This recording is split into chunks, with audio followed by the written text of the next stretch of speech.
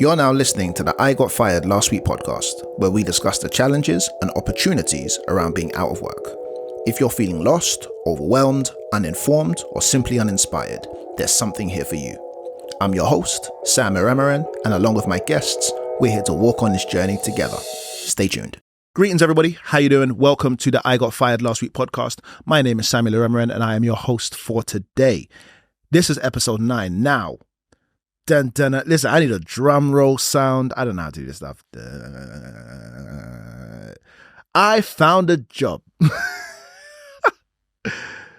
Yo, congratulations to me. I got a job, yo. Crazy. But there's an issue.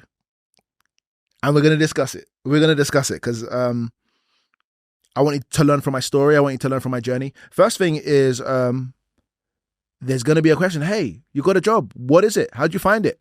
So it's a job in project management as a project manager, which is really, really cool. I've led projects before.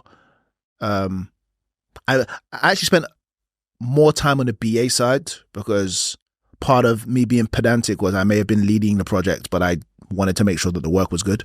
So I'd lead the project and just check in with the BA like, hey, how are the requirements going? But yeah, like I've been a project lead, so it's really interesting and exciting to be a PM and to go down that route. I think that's going to be really, really cool. How did I do it? I applied widely, to be honest. I applied really, really widely. I updated my cover letter. Cover letters are still a thing. I know that many organizations say we don't need them anymore, just send in your CV. I like having a cover letter because I think that it's almost like a forgotten skill. It's hard to summarize everything about you into a page, but speak about it in a way which is engaging and interesting, etc., while putting your best foot forward. So I did cover letters. I had 3 CVs. So I had a standard CV. Then I had a CV which was geared towards project management, and I had a CV that was geared towards business analysis. So I'm a huge fan of having multiple CVs because I think that it's hard sometimes to contextualize all of your experience one way. So you may be like, I could be a product manager, I could be a project manager, I could be a BA, I could be a tester, I could be a developer, I could be all of these things. I could be HR, I could be marketing. I've got skills that cover all of them. Rather than having one CV and trying to use identical language for all of them, I would prefer to have separate CVs and then use the language that pertains to that particular industry. You know what I mean? I work with a friend who helps me with the marketing for this podcast. She's amazing. And she's used some things, or like she's used some phrases and some words which are particular to the marketing industry that I was like, yeah, of course.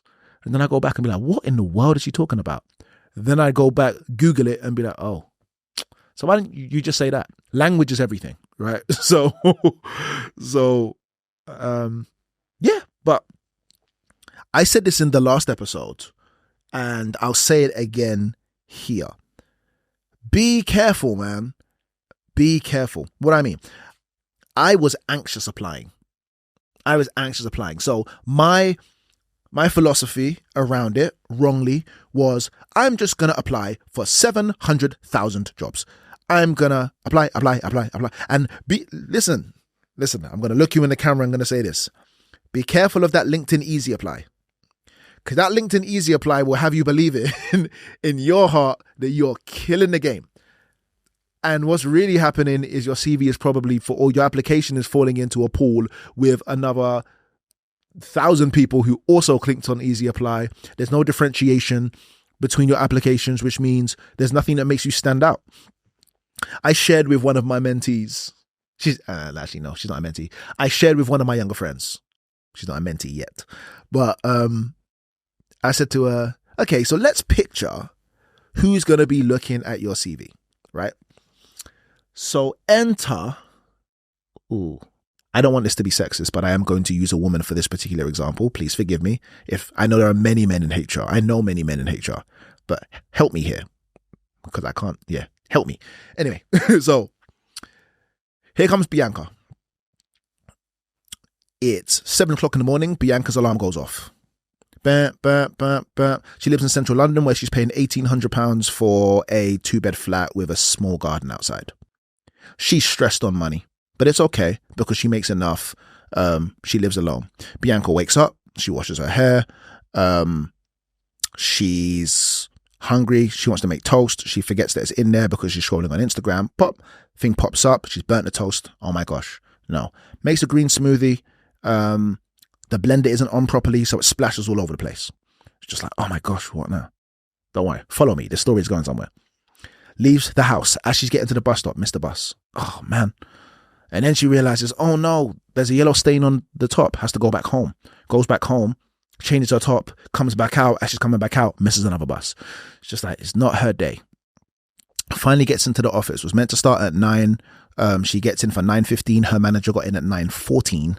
Sees her walking in and is just like, it's as if you're late.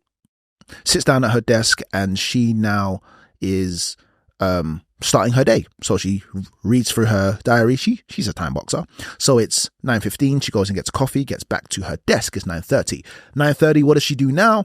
She opens her emails and she sees that, that LinkedIn thing that we put out has a bunch of applications. She opens it. She sees 1,000 applications and she says, let me start my day. That's how I think. So when I was pressing LinkedIn Easy Apply, I'm thinking that's going to Bianca. And because that's going to Bianca, Bianca's not going to see my application versus everybody else's application. I mean, she's already had a long day. She's already tired and stressed. You've made no differentiation. You've sent in a vanilla CV that doesn't even say anything. Things are spelt wrong. She's just going to exit because she's just like, this is silly. But Bianca aside, I did apply for hundreds and hundreds and hundreds, thousands, if I'm not wrong, of roles. None of them worked. I didn't get any of them. I got recruiters reaching out. That was nice, but no concrete role. I actually got this role for a recommendation of a friend. So someone posted on their Instagram and was just like, yo, there's a role.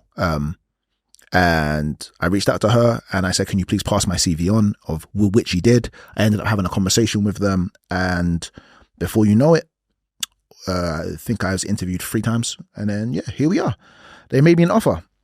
I was under the assumption that by the law of large numbers, the more jobs you apply for, and what ended up happening was it was the strength of relationship and it was how personable I was that got me the role. So thank you to my friend. But secondly, you can see in my situation, it actually had nothing to, I could have been applying until high heaven. It would not have mattered. So don't be afraid to lean on the strength of friendships, on the strength of community, on the strength of network. As you can see, a network here, or a member of my network, helped me get a role, which is super dope. So don't be afraid to use that as one of your strategies when it comes to job hunting. Now, here's where my issue is. Now, I have to apologize in advance because everything that I'm going to say, you're probably going to say, yeah, but you have the job though. Yeah, but you have the job. Yeah, but you have the job. But I want to walk you through the thinking because I believe it's the thinking and the perspective which you can learn from more than the fact I even got the role. I started thinking, is this the right role for me after I had received the offer? And the reason why that's a problem is the more roles you apply for and the longer you spend out of work, in my mind at least, the more ambiguous some of your requirements become. So you can quite easily say, I want this. That's what would be a good organization. 10 things. Before you know it, there's 9, 8, maybe I don't need that. 7, 6, 4, 1. Listen, they just need, at this stage, they just need an FCA number. They don't even need to be they need to have a registered address. If they've got a registered address, I don't care about their ethics. I don't care how much they pay. I don't care what the job title is. I don't care about anything. If they have a registered address, I'll take the job. And I'll be honest, I did get there. I got to a stage where a lot of my requirements became ambiguous. So I asked myself after the job offer, while reading the contract, whether this was the role for me. And I'm sure you can see the dangers in that. The dangers in not having a role, and please understand, I'm not saying that this is the wrong role for me. I'm just saying that the dangers in not really doing your research and your homework on a role before you have a contract in front of you is A, you might have wasted their time, and B, they might have wasted yours. And nobody's here to waste time. We're here to add value to each other, and we're here to be mutually beneficial. They have something which I want, which is money. And I use that money to do other things which affect my life. And I have something that they want, which is expertise, which is wisdom, which is time. So our ability to make that trade fairly and safely is what builds our relationship. My biggest issue, and I spoke about this in the first episode, was the fact that I almost saw working as a romantic relationship, which means I was like, why don't you love me? I need you to love me. I need you. And they made it very clear that, well, no, that's not what it is. This is contractual. If you are surplus to requirements, then of course we are going to have conversations about you no longer working here. And I took it really personally when it should not have been personal. It should have been seen as contractual, because that they told me from the beginning. You know, no one after the interview came and hugged me and said, we love you, we want you here. No, it was more, hey, sign this contract which says that we'll pay you this number if you spend this many hours here and do these things. But it was me that blurred the lines. And again, I'm not afraid to be self-reflective on that. So I wanted to give you some advice up front about this. First things first, I've asked myself this question: how do you know if a job is for you? What sort of things should you look for when applying for jobs? I think that there is a difference between finding work and doing meaningful work. And when I say meaningful work, I mean work which fits a calling or a purpose. Now, you don't need to be a person of faith or a religious person to understand what I'm trying to say here when I'm talking about calling or purpose, because I know it's very easy for someone to caveat with, I don't believe in any of that. Hear me out. I've got a model that I use, which is job, career, calling, and it speaks to the work that we do. What is a job? I think that a job is primarily focused on financial incentive. It's you trading time for money. And trading time for money is not a bad thing. Like I said, it's a mutually beneficial relationship. It's I give you what you want and you give me what I want. And that's okay. That's okay. I find that dependent on the job that you do, your loyalties may vary. So, for example, some of my friends in retail, they don't really have a loyalty to their organization. If Ralph Lauren pay me £8 an hour, but the Apple store pays me £10 an hour, and Sainsbury's pays me £15 an hour, I'll go Sainsbury's. It is what it is. I don't really have like a loyalty to Sainsbury's. It's not like the Sainsbury's brand fills me with joy and everything about it. Listen, Sainsbury's, if you want to sponsor me, I'm not saying that it doesn't fill me with joy. I'm just saying that that's the example here. Sainsbury's, your stuff fills me with joy. Endorse me. And I can be really silly. But you can see that they may not necessarily have like a loyalty to that individual organization, right? So if it is time for money, then the more money you give me, A, the more time I'll spend for you. I'll spend with you, but B, I'll have a preference to spend my time with you over another organization. So that's what I call a job. I mean, someone who's working primarily for financial gain. Then you have a career. Career is really interesting because career kind of combines the two. Someone who finishes med school and ends up becoming a junior doctor, very rarely, if you were to ask someone what you want to do, they would say to you, I want to be a junior doctor. They would take on a role of a junior doctor because they one day want to be a specialist, or they want to be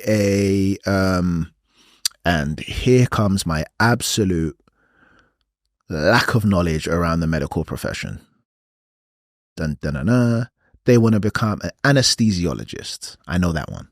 Or they want to become a hematologist. I know that one. They want to become a somethingologist, right? So they may end up becoming a junior doctor. They may end up becoming a researcher, etc., because they want to do that thing. But they know that by them taking on a career move, the career move will set them up for the position.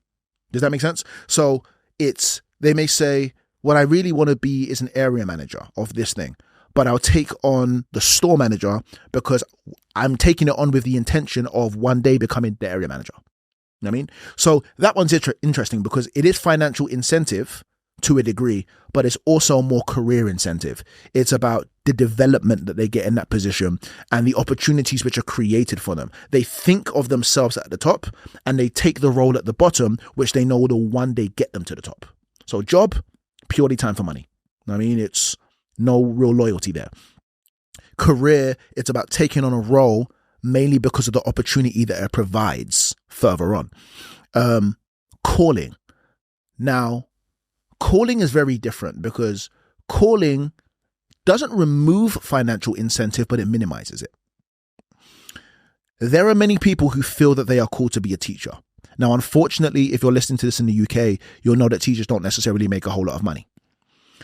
But there are some teachers who teach because they feel like they are called to educate the next generation.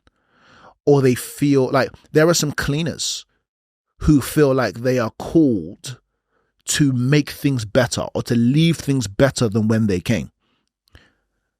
Now, that may sound philosophical, but that's almost how you have to think when you're attached to a calling. Your calling is philosophical in nature. There's that story it's actually a very famous story. I don't know how true it is, but I think it was President Ronald Reagan. It was one of them. But they said that they went to go and visit they went to go and visit NASA, and one of the presidents came across a cleaner and he asked him, like, who are you? What do you do? And he said that I help put people on the moon, which was a revelation and an understanding that what you might see here is me cleaning, but by this place being clean, what it ends up doing is it inspires other people to do their job really well. By this place being clean, people can come here and they can have a clean and fresh environment, which will allow them to do their best work, which eventually pulls people. So it's someone who's able to say that the financial incentive isn't as important as the philosophical perspective, which is they can do this thing because I do this thing. Does that make sense? So that's why I call it the model of job, career, calling, because it's your job, time for money, career, which is more skill development, less financial incentive, and the lowest financial incentive being a calling that ends up transcending financial incentive. Now, just to clarify, none of those are better than the other. None of those are better. It's not necessarily that I do, like, everybody needs to run to their calling, because the moment that we no longer think about money, we'll all be okay. I love the saying that in a job, whatever it is, in work, maybe not in a job, in work, you're either learning or earning. The sweet spot is if you could do both. But if you're doing none of them, move on. Selah. Okay, so that was number one, which is how do you know if a job is for you? By the way, I'm taking you through these because that's not what I did. The whole point of this is that you learn from my mistakes. You learn from the things I've done. I didn't think about whether this job was for me. Is it my job? Is it my career? Is it my calling? I was just like, money? Actually, no. To be honest, that kind of puts it more into the category of job, because I was led with, I'm not working. I've been made redundant. I would love to feed my family. You have a job. I don't necessarily know your organization or what you're asking me to do here, but it is what it is. I'll take your job because it's giving me money. You know what I mean? And I think knowing where it sits on your spectrum at the beginning of the process would make more sense rather than what I had to do, which was to go and reevaluate at the end and be like, is this actually a job, or is this actually a career move, or is this actually a calling? I won't tell you which one it is, but it's one of them. Number two, this is interesting. I wrote to myself, why do calling and purpose even matter? Dun, dun, dun. Why does it even matter? I think we all have a desire. We all have an inherent desire to contribute positively to society. I think that we all have a desire to go to sleep every day feeling like we have done something good. That the thing that we are doing, or the things that we are giving our time, energy, effort, expertise, and wisdom to, those things mean something to someone, even if not ourselves. I think we all have a desire for that.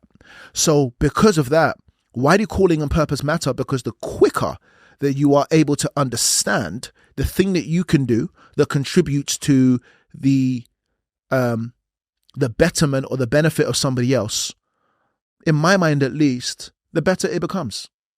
The quicker you can find that. Now, some people end up having midlife crises at 40, 50, 60, depending on where you live. But call it 40, because they wake up in the morning and they're just like, I don't feel like I'm making any valuable contribution to society. I make a lot of money, I do indeed, but I don't enjoy this stuff. I feel like the work that we're doing is unethical, or I feel like the work we're doing is a waste of time. I feel like there's no reason why we're doing this, or I feel like we could do this another way, or, you know what I mean? And I'm not necessarily saying that midlife crises are built primarily off work. But if you actually slow down and speak to people, many people will share with you the fact that it has a lot to do with work, which is what they spend 8, 10, 12 hours a day doing. They're asking themselves questions like, do I even want to do this? That's long. I'll never forget. I wanted to be an investment banker growing up. So my mum came home and we had a conversation. I'm sure I've told you this on a previous pod. We had a conversation and it was just like, what do you need to do to be an investment banker? Maths, accounting, and economics. So I went to college and studied maths, accounting, and economics. That was literally it. Like I had no loyalty to anything else. I knew I loved numbers and I knew I loved money. But I was in university and I got to a stage where I've learned about what they do and I'm like, okay, sure. Strange, but not that it's strange the work that they do, but I was rationalizing it against, is that what I want to do? I was like, okay. And then in my first job where I worked, we worked with investment bankers and I was doing a weekend shift. It was called help desk. I was doing a weekend shift, and on that weekend shift, I had an investment banking analyst call me.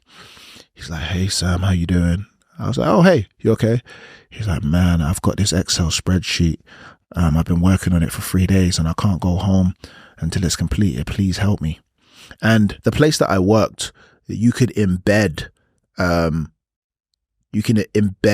data in these sheets which refreshed in real time. So as I'm sure you can imagine, if you were building a financial model in that Excel spreadsheet and it updated in real time, that's useful. But he had like a code inside a code inside a code, and it was nested. And I was literally asking him, I said, "Hey man, are you okay?" "Sam, I just want to go home, man. I've been here." I said, nope.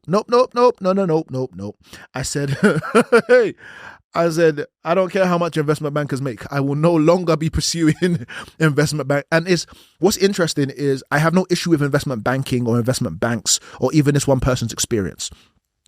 I just hadn't humanized how much work was you hear that? I hadn't humanized how much work was required for the role. So the moment that I now thought about my calling and my purpose and the things that I want to do entrepreneurially and the things that I want to build and the foundations and this and that, and I looked at my time and the time commitment to this, I was like, that just doesn't work for me. That's why calling and purpose matter. You want to do stuff that works for you. You want to do stuff that you feel like, okay, you know what? Crazy as it sounds, I know that that's really odd hours. I know that that's really, really tricky work and tricky clients and etc. But I still want to do that. I feel like that resonates in me. That sits well with how I see myself, how I see the future, and the world that I want to create. That's why purpose and calling matter, whether you're a person of faith or not. Because imagine wasting your time doing something that you just feel like, man, I'm just don't enjoy it. Imagine waking up every day and saying to yourself, I just don't want to do it. I just don't want to do it. Why not? I just don't. I don't know what to say. I just don't want to do it. So that's a question that I didn't ask myself. The first thing that I didn't ask myself was, why am I even doing this in the first place? Is it a job? Is it a career? Is it a calling? And that was the issue. Second thing that I didn't ask myself is, like, is this my calling? Is this my purpose? Is this something that I feel like I'm called to do? Is this in line with the way that I see myself? When when I validate myself, when I affirm myself and I look in the mirror and I look at the kind of person that I want to be, does this thing sit right with me? Because if it doesn't, that might be an issue that I need to address. And number 3, what are the risks of doing work that you don't feel is suitable for you? Now, this is a really interesting one. I mean, everything. I call everything interesting, so I apologize in advance. But I've written here, if it's money driven, any comparison of your salary versus value will leave you deficient. Listen, I'm a poet, homie. I'm a poet. Listen to what I mean by that. If you do something which is money only, or maybe not money only, but let's say that you keep money almost as a scorecard to assess your value. What will end up happening is as you learn more skills, let's say there's a company that says, Sam, I'm going to pay you 50K. And I say, 50K, wow, that's amazing. I'll take it. The moment you give me a 75K, 100K task, I won't do it. Why? Because in my mind, now there is an imbalance. Now there's an unfair trade between what you're asking me to do and what you're rewarding me for. What do I mean? I mean, there are some people who this person, his job title or her job title is team member. The manager's going to be out for a couple of weeks. Do you mind taking on extra responsibilities? I will most definitely take on no extra responsibilities. Why? You don't pay me for that. If you want me to do that work, pay me. And that might be an amazing opportunity. That might be growth. That might be development. That might be skill. That person's like, no. Hey, listen, if you value me at 100K, pay me 100K. And there's a part of me that actually feels like, true, very, very true. But there's another part of me that's like, that's very much a financial way of looking at the world. That value and price are the same thing. And that's not true. It's just not true. I want to always, where possible, provide more value than I'm being paid for. Because eventually I will be paid more than the value that I bring to an organization. Which may or may not even be the truth. Because I never ever want to be in a situation where you pay me more than the value I bring. I remember reading a study, and the study said that when employers hire people, they usually think in their minds of deriving 3 to 5 times the value that they get from their salary. So for example, if you hire someone and it's 50K, you're trying to get between 150 and 250K worth of value out of that person. I like to come in with that mentality. You're paying me 50K, but I want to give you 150 to 250K. Why? Because eventually, once you see that I provide more value, you'll end up increasing my salary. Or somebody else, another organization, my fault, apologies, another organization who understands my value will now pay me where you didn't want to pay me. So I don't want money to be the driving force which affects the amount of effort I bring or the value that I bring into anything, because there will always be a deficiency. I will now lower my standards to what you're paying me versus me rising up